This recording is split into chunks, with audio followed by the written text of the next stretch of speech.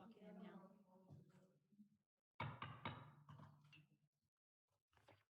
If I could have your attention, please. It is 4 o'clock. And I'd like to call to order the Blinn College Board of Trustees Budget Workshop for Tuesday, March the 9th at 4 p.m. If you would note that public access to this meeting will occur in rooms 2 and 3 of the Blinn College District Student Center at 651 Blinn Boulevard. Any member of the public who wishes to attend the meeting or make public comment will do so in rooms 2 or 3 of the Student Center. As required by state law, this meeting is open to the public, but by telephonic communication. The college is complying with the suspended proceedings of the Open Meetings Act in accordance with sections 418.016 of the Texas Government Code.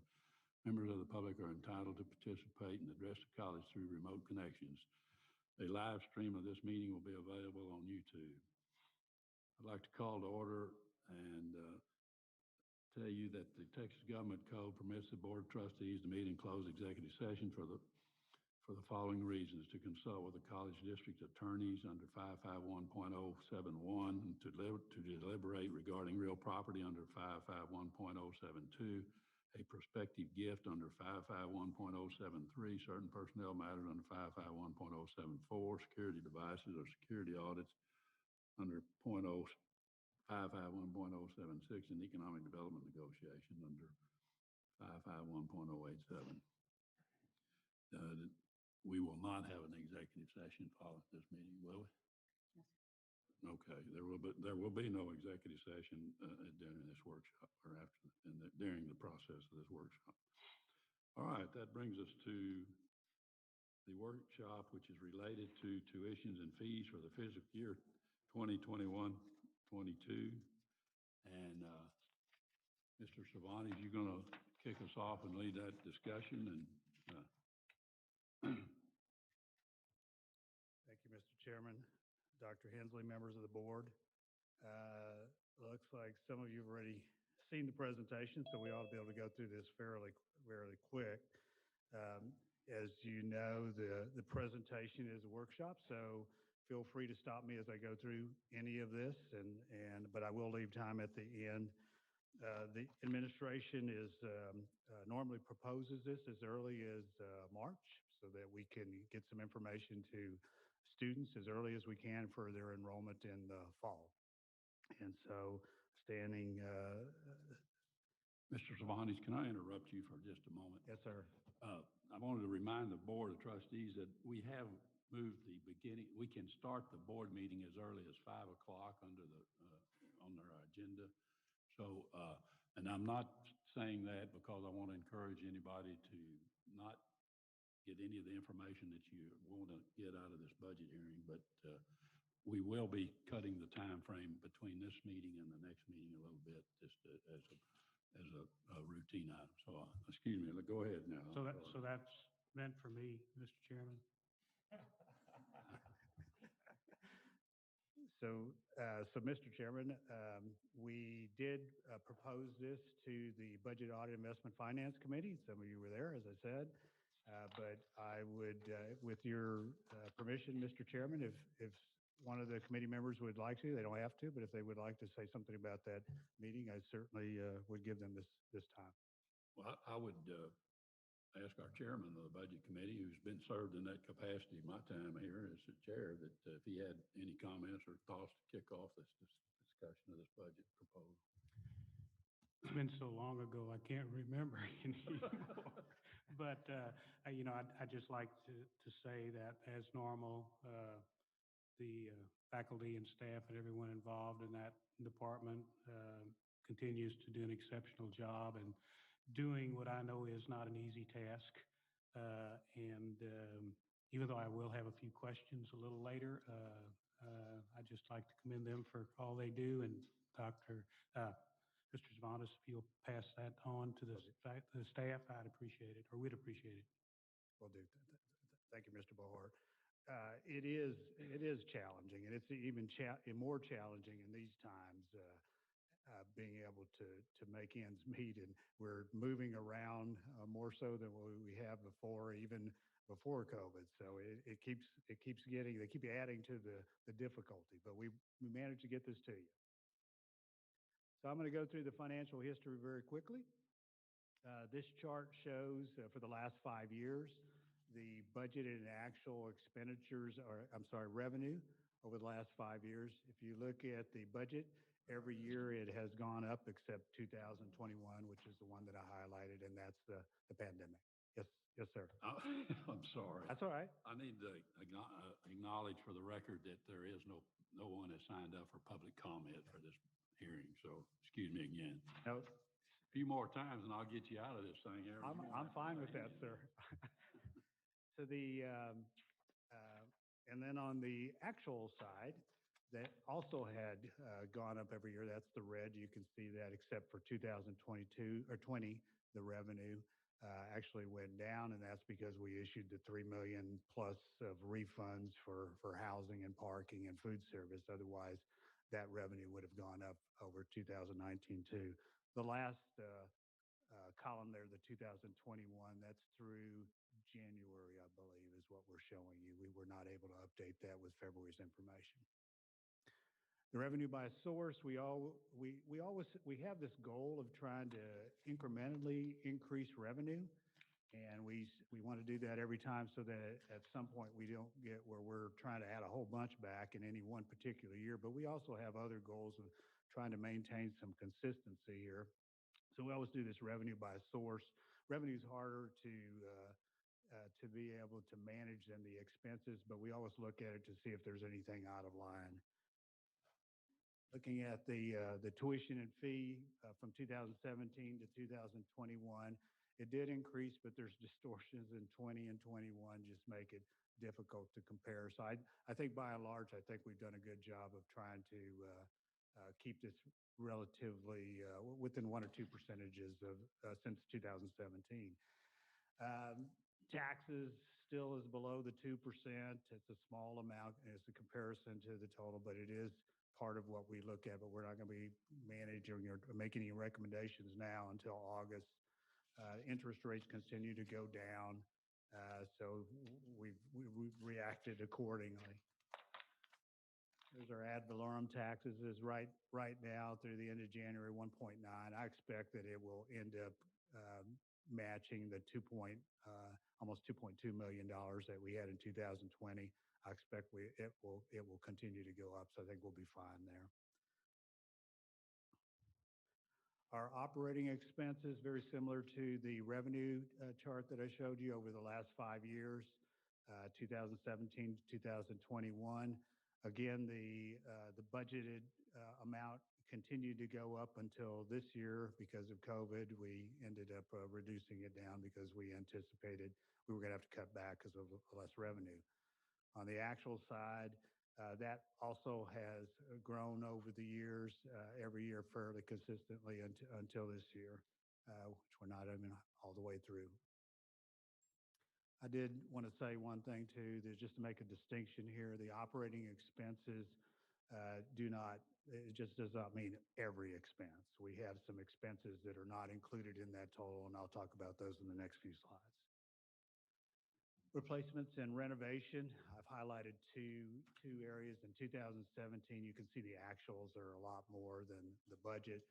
At that point in time, the college was actually including in the actual some of the projects where we had received bond revenue, and that was their way of tracking it. We've discontinued that practice the following year, so that's decoupled that. 2021, we removed all of the replacement in our renovations line item from the budget. Did so purposely. The board approved it, and we moved it all over to for our reserves. We budgeted $3 million out of our reserves for that purpose. We do have a goal of trying to bring that funding back into this budget. So you'll see that in later slides. The contingency funds, same thing in 2021. We removed that entirely from the budget. You can see the actuals compared to budgets. We're very complimentary of Dr. Hensley and her ability to manage this area. She's very thrifty, as you can see. Maybe that's not the right word, but we actually view that as very, very good. We're very proud of that and very happy to have a CEO that actually understands that, trying to keep that as low as we possibly can. We also have a goal to try to bring that back. Right now, I think we have an estimate. We hope at least half of that we'll be able to bring it back. But by June, the number may grow. We may be able to get it all back.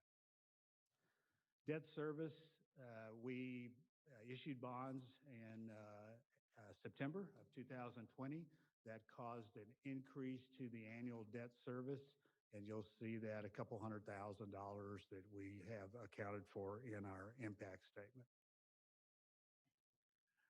We have a goal in our revenue expense to try to have an increase in net, or at least to have a significant net that we can add to our coffers, to our reserves, to our unrestricted cash that we can make available for other purposes. This particular year, the year that we're in right now, we actually have used that for operations, and we have plans to use some of that for capital expenditures too. There's the growth of the unrestricted cash, showing that we've been successful in doing that. This shows, again, through January, $105 million. You'll see in the report that I give later on in the evening, Mr. Chairman, that number is going to grow to about $113 million. So, and most of that is because of the federal government dollars that we continue to receive. I wanted to show this just to show how dynamic this area is. The unrestricted cash, you can see all of the projects. I don't know why that's whited out. That's actually a budget line item for a budget for projects that we budgeted. We didn't have enough money last year, so we ended up budgeting about $2 million out of there. I have no idea why that's gone away. You can see in December, the property purchases on the bottom left at $2.1 million, and you can see the R&R, the $3 million that I indicated earlier that we had budgeted out of this area. And then look at January. Oh, there's ghosts, there's gremlins at play here. So what that shows is that the property has gone away, and there's a reduction there in the amount that we budgeted. The $3 million went down to like $2.4 million. Now I'll get to the heart of the issue, the tuition and fees proposal. Our budget assumptions, we typically put just for us, the barometer for us to see how much, and let the board know how much it would cost us if we increased salaries by 1%. It's not in the way of proposal, but it's our way of saying, well, here's your 1%. If you want to do 2, 3, or 4, or 5%, that's what you're going to have to multiply by the over $500,000 to be able to accommodate that. We have right now the second bullet, an increase in the health insurance rate for 3.5%. That's an average over the last 7 years. I think that number is going to come down, but the legislature is considering that right now, so we don't know. So we very conservatively had put 3.5% there. The next bullet, again, it's a barometer for us to gauge what sort of impact we might have on employees. And what we're basically saying there is that if we have that 3.5% increase as we are looking at there in health insurance, we would need at least a 2% salary increase to offset the increased insurance costs for employees. It wouldn't be all employees, but there are some that aren't making as much as others, and it could potentially have a negative impact on them. They would have a negative check, less than what they made last year if we weren't cognizant of this. We're not presenting a recommendation on salary today. We will do that in June, but that's part of, you can see that we're leaning towards the 2% increase. The tuition fee budget is based on 375,993 semester credit hours. We are able to calculate the revenue and tuition and fees that we receive from students based off that semester credit hours. So we looked at historically We looked at what we had last summer, how many semester credit hours, how many semester credit hours we had in the fall, and then at the beginning of spring, they add up to 375,000 roughly. And I will show you in a bit how we use that calculation to estimate the revenue. Quick question. Yes, sir. On the health insurance, um, when does that renew for us? What is our cutoff? When do we know what the new rates are going to be? We will, it's a good question. We will know, I believe in May and June at the latest. Before we vote on it, I think we will know how much that's going to be. Is that something we negotiate? Is that something the state is doing for us? That's something the state is negotiating. So it's being proposed to the state legislature right now, what those rates will be. So they will make a determination of whether or not they're going to do that or not. That'll be at after the legislative session is done, we should have that number.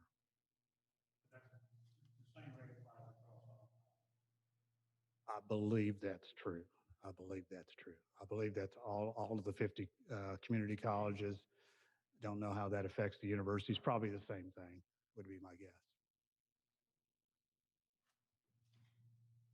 As a quick glance at the tuition and general fee history that we've had over the years, you can see last year that the board approved a $2 increase in in-district, a $3 out-of-district, $2 for non-resident, and then another $3 for general fee. It's been fairly consistent over the years in terms of a modest increase that we've done on an annual basis. So here's the budget impact, and I've highlighted the first 5 rows because they really look more at the personnel side of it, personnel costs. So I would like you to concentrate, I guess, on the 2% salary increase. Again, we're not voting on that today, but that's what we're leaning toward. So what we try to do I should back up a little bit, when we put this report together, we essentially try to look at and see how much more cost we're going to have estimate how much the costs are going to increase next year.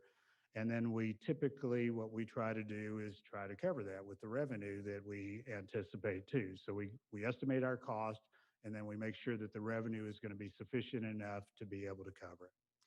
So the first part was the 2% salary increase, that far right column. You can see the salary increases. It is different than this does not include the fringe.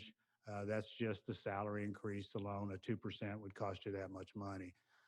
All full-time faculty would receive a $400 longevity increase. That would add up to $152,800. The benefits associated with those 2 increases, the longevity and the salary, it's roughly 15%, adding all of those benefits together to get the different amounts.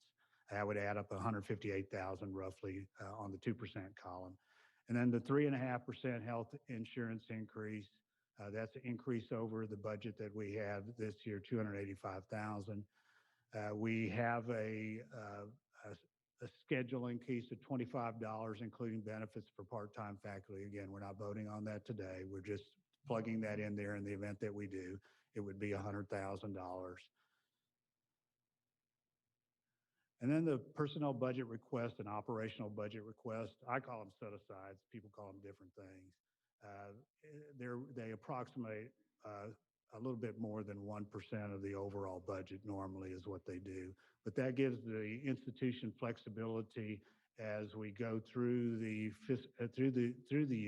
fiscal year, to be able to, for the chancellor in particular, to look at personnel budget requests, make some adjustments as needed, as well as operational budget requests. It gives the institution some flexibility over the year. It's not a rigid budget as if they didn't have it in there.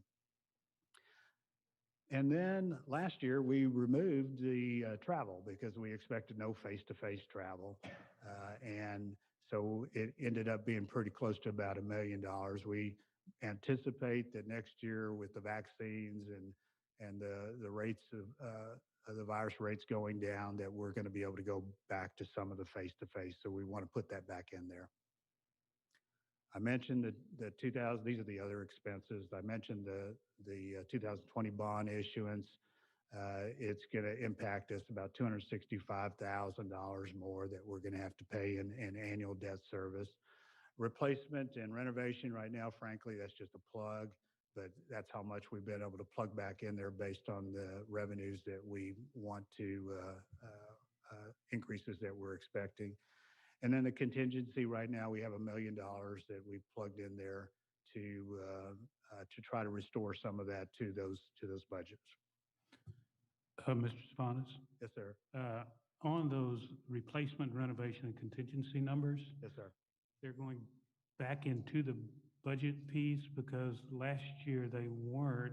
We pulled them out of the deferred maintenance R&R. Am I correct on that? That's correct. That's Okay, correct. so you're putting them back We're in the not, budget. we're not doing that now. We're just Proposing that, or coming for the dollars is what you're yeah, saying? we're just putting together the impact of what it potentially could Okay. do. We won't propose that until June, Okay. but you're correct. That's what we did. We budgeted those because it was going to be a very lean year for us. So we budgeted those out of R&R because we didn't think we were going to have it. I'm sorry, out of the capital and deferred maintenance because we didn't think we were going to have enough revenue. And did I hear you correctly earlier? You were considering bringing that balance back up to its original $15 million?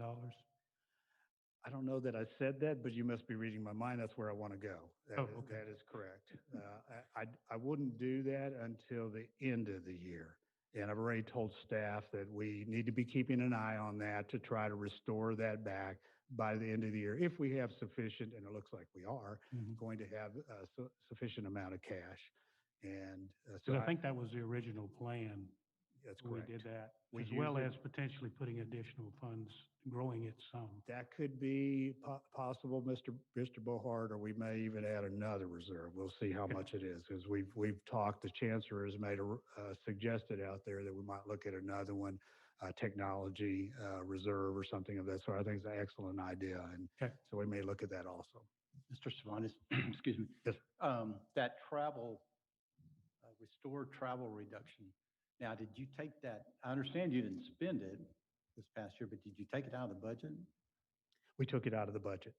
Okay. We took almost it's not all the travel, Dr. Krausen. There was some travel that still remained in there.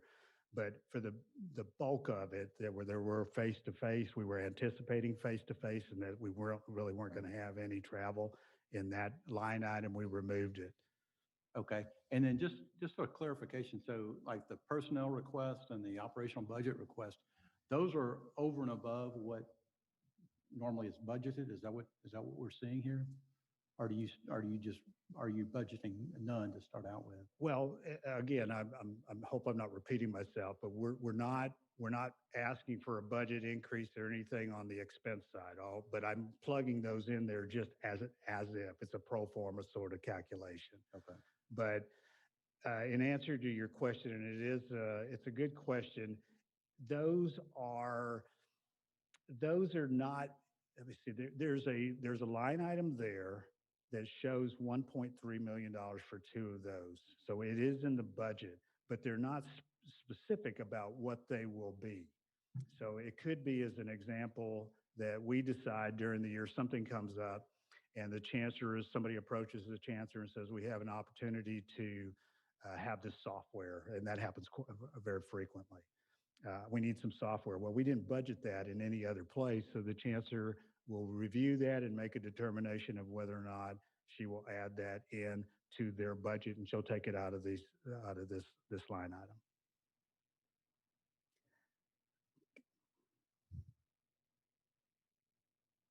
It's good questions.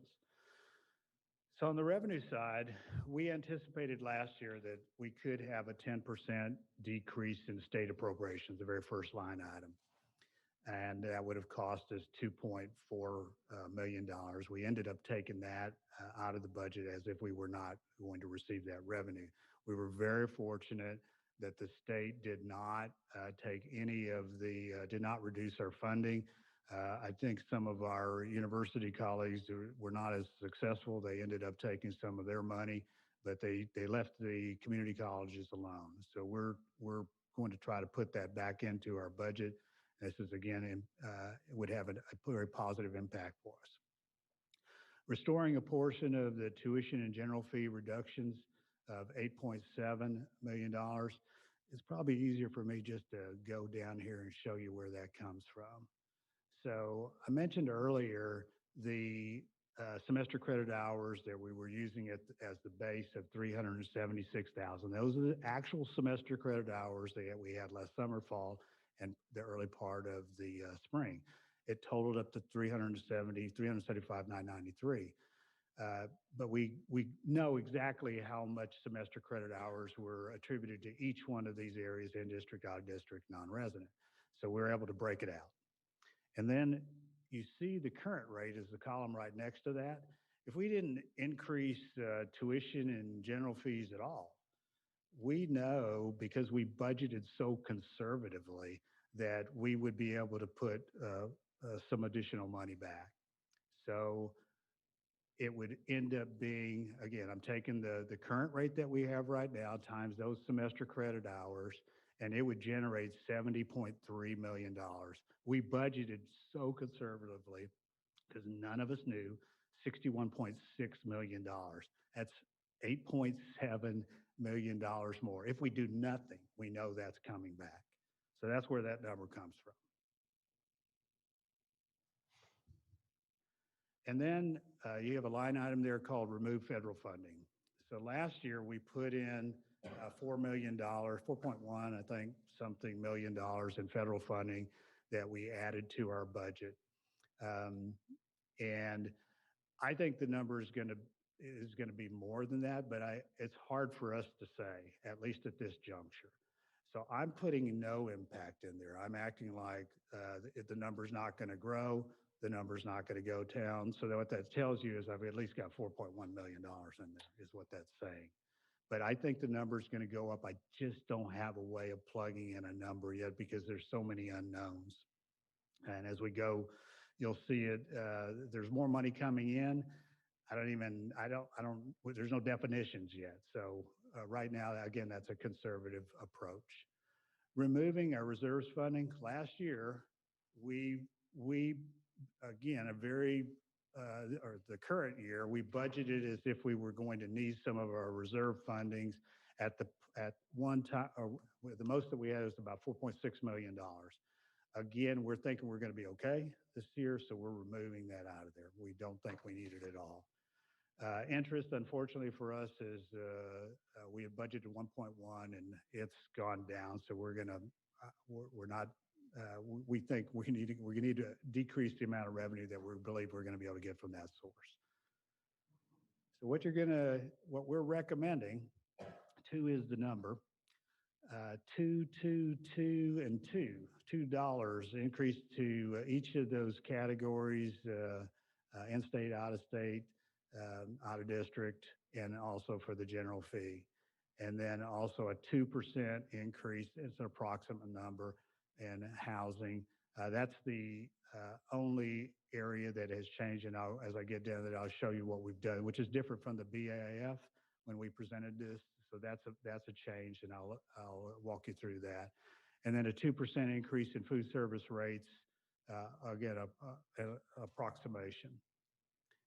So let me go through the 222 exercise. So using the same exercise, those same semester credit hours, but plugging in an increase, you can see the rate.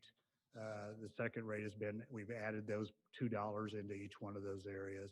And then we multiplied it times that semester credit hours to get the total amount of revenue that would be generated. That is the 8.7 would be there as if we didn't raise tuition and general fees at all. But because we have raised tuition, or we're proposing those, that would generate almost $1.5 million more. So that's how we get that number. On the bottom of the chart there, you can see the current rate and the proposed rate. It's a difference of $4. That's the tuition increase as well as the general fees, just adding those two together.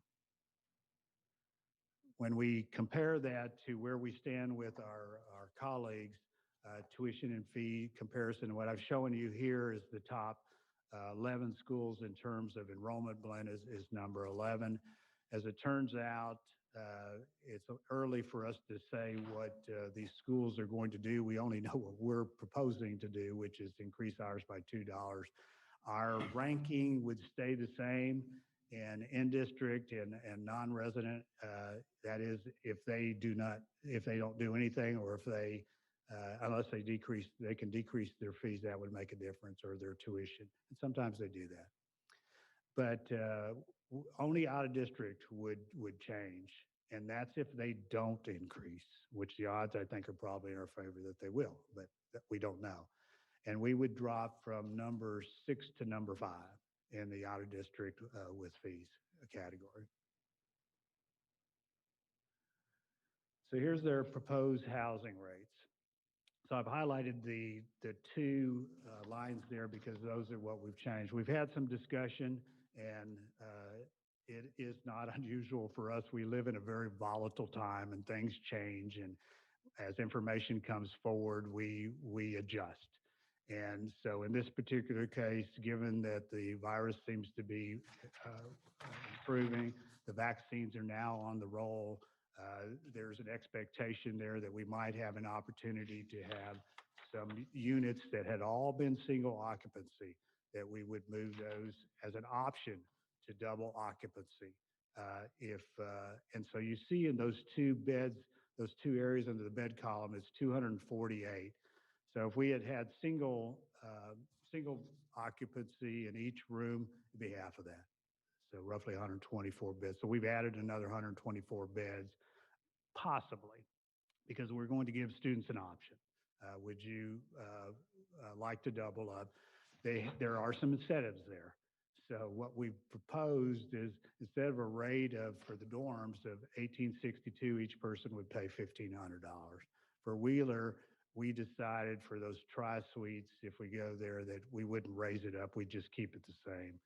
So what we did, and let's see if my pointer works. Yeah, there you go. So how we arrived at some of these numbers, and it's just a rough number, but if you look at Wheeler Private over here in particular, the ADA, so it's $3,000. So most of these are $3,080, and the differential between those two is about $400 a semester. Pretty close. $300, $300 a semester. Do my math. $400. I get it right. So we try to use that as a baseline to say, well, we want to, if we're going to do that same thing, here's $325 difference. If you're going to go, actually it's $1,862 is the proposed rate. So $362 difference. So you get a break per semester if you decide to go to a double occupancy. So that's basically what we've done there. So if the board approves this, it's an approximate 2% average increase, pretty close to 2%. It would generate $4,283,000, still less than what we budgeted this year. That's why we've put in $150,621. Mr. Bullhart very astutely said to me in the last meeting at the BIF, he said, well, your numbers here are about 75% occupancy, so you're budgeting 75% occupancy. Is absolutely right. We don't know what is going to happen in the fall. I can be optimistic, but right now we're at 73% occupancy. So we're budgeting, basically, that's pretty much what we do, try to be as conservative as possible. If it turns out that the numbers go in higher, well, then we're all celebrating, but we don't want the number to go in lower. So we try to be very conservative about it. On the proposed meal plans, those are collaterally, those have the impact of whatever you do in the dorms. So same sort of arrangement. We are recommending a 2% increase, but our budget will also be at the 75% category because that's what the dorms are going to be. And it would end up that we would have a decrease in our budget of about $111,000. So that's how we've accounted for that. Our parking fees, we don't know when the board approved this $40. We know it's been at least 5 years where it's been 40, and our budget officer thinks it's been even more, a lot more than that.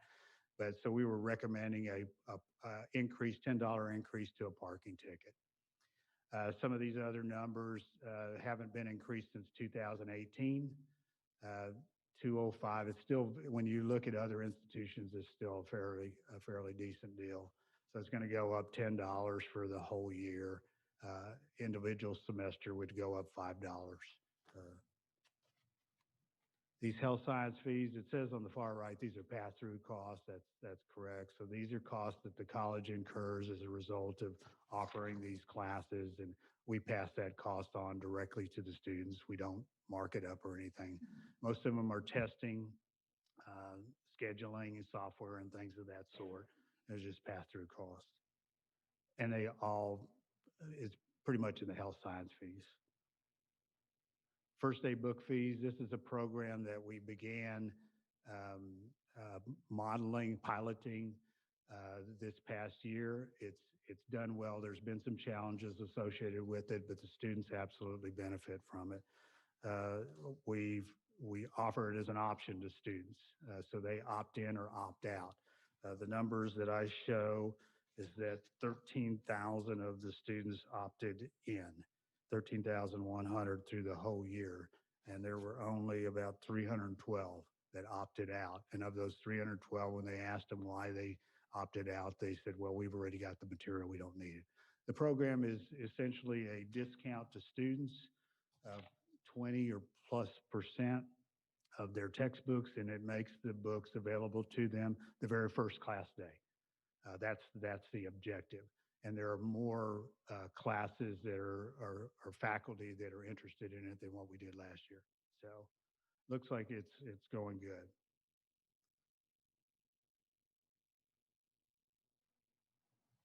Other fees, there's only one other. It's the counseling is requesting a $10 increase, a proposed fee. I believe this is a requirement of A&M. Again, it's a pass-through. And then we have all these other courses that we're no longer offering, or the fees not required. So we're asking that the board give us approval to remove those course fees. And Mr. Chairman, that concludes my presentation. Not too far off the 30 minutes. So, Any questions? Mr. Bohart. Oh, I'm sorry, Randy. I'm sorry. I thought.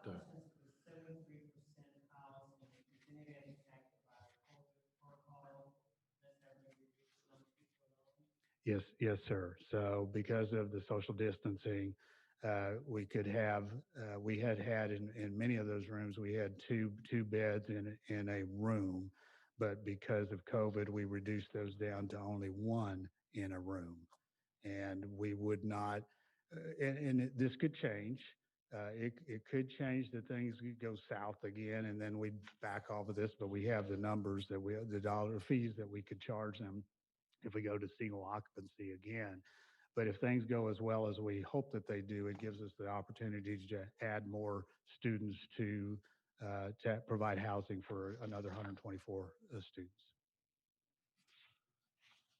I'm sorry, Mr. Wells, but Douglas always asks a question, so I just assumed that he was asking one. Now, do you have one, Douglas? I shall pass. Mr. Colcourse, you got any questions for Mr. Cervantes? No, sir. Mr. Krausen, Dr. Krausen? I have a question. You okay with it? Mrs. Bain, you okay? So what I will do, Mr. Chairman, when I make this presentation very brief, I won't go through it again, Okay. Unless you want me to, Mr. Chairman. As much as I love it, I mean. As you maybe ask you to make it, Mr. Chairman, but as we get to the regular session, I will just ask in a very general sense to approve the tuition and fees. Okay. All right, we good? Everybody? All right, sir. Well, thank you very much. Thank you. Thanks again.